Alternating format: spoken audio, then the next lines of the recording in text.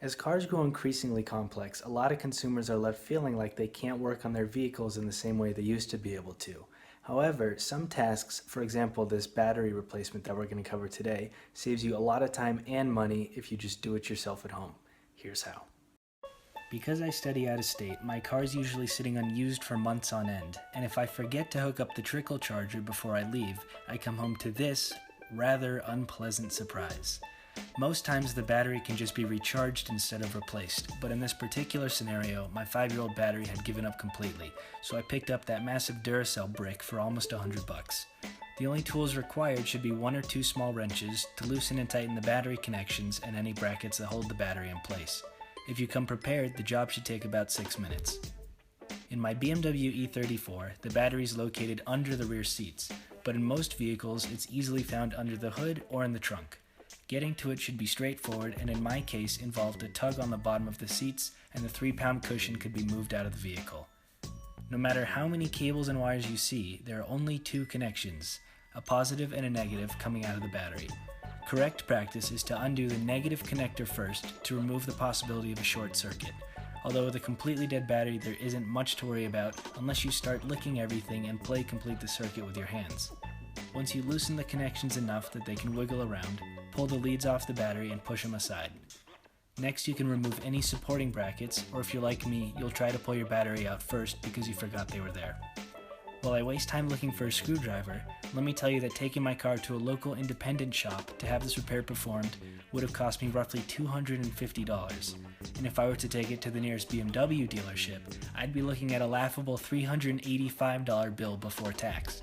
That also doesn't include any additional towing fees, but it does include the benefit of being able to blame someone else if anything goes horribly wrong. Fortunately, there is not much to go wrong with a battery replacement. Now is the fun part. Hoisting 50 pounds of plastic-wrapped lead out of a crevice using one of those painfully thin straps that always leaves your fingertips blue. But if you're motivated enough to watch this video, I trust you'll be motivated to find light in this darkest of time and get the battery out of the car. With that done, I removed these protective caps from the new battery and transferred these cute but kinda gross sticky foam pads from the old battery to the new one. The connectors rest on them, but they don't do much else. Then I tried to clean my hands on the sidewalk and that didn't really work. Finally, it's time to put everything back in. Make sure the wires are out of the way before you drop the new battery in, because it is heavy enough to crush anything that gets trapped underneath. Lead-acid batteries also have a little breather hole for the off gases to escape, and mine came with these nifty little elbows to direct those gases out the bottom of the car. Normally there should be a little rubber hose too, but I didn't see it. Anyways, time to go back in. Don't quit now, muscle that thing in and make sure it sits flat in the same position as the old one. Batteries do come in different sizes for the record, and hopefully at this point you don't become painfully aware that you have ordered the wrong size. Double check that when purchasing. Reattach any locating brackets, and try not to be as clumsy as I was. This time the connector order really does matter. Positive always goes on first, followed by the negative lead. Be slow and methodical, and what is that? I think the rubber hose I was looking for. So that breather hose slips through a grommet, which is like a little rubber sleeve, at the bottom of the car going directly outside, and the other end of that gets attached to that elbow on the battery. Pretty easy to hook up and the job's done. Okay, like I was saying, don't over tighten the battery because you're not going to impress it with your strength. This will just make it hard to remove next time, but you've got a few years before you have to cross that bridge. And if you're thinking, wait, no, stop, that's the negative side, you're right, but I did already connect the positive terminal even though it's not tight. Still, it is best to tighten it before moving on.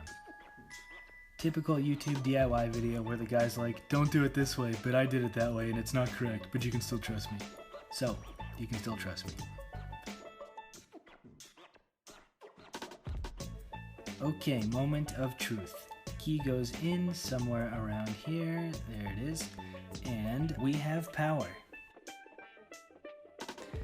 Thanks all for watching. Hope this video gives you the info you need to try it at home, or the confidence to at least attempt it should you ever need to. Just for the record, I did actually call 2 shops to get those pricing numbers, a local BMW independent shop and a local dealership as well. And I saved $150-ish compared to the Indy mechanic and over $300 compared to the BMW dealership. So be sure to subscribe if you liked that at all. And if you like my E34 but you don't like me, you can still subscribe because I will try to cover that a lot more in the summer. It's going to be getting new paint, wheels, suspension, and a whole bunch of other stuff too. Thanks again. See ya.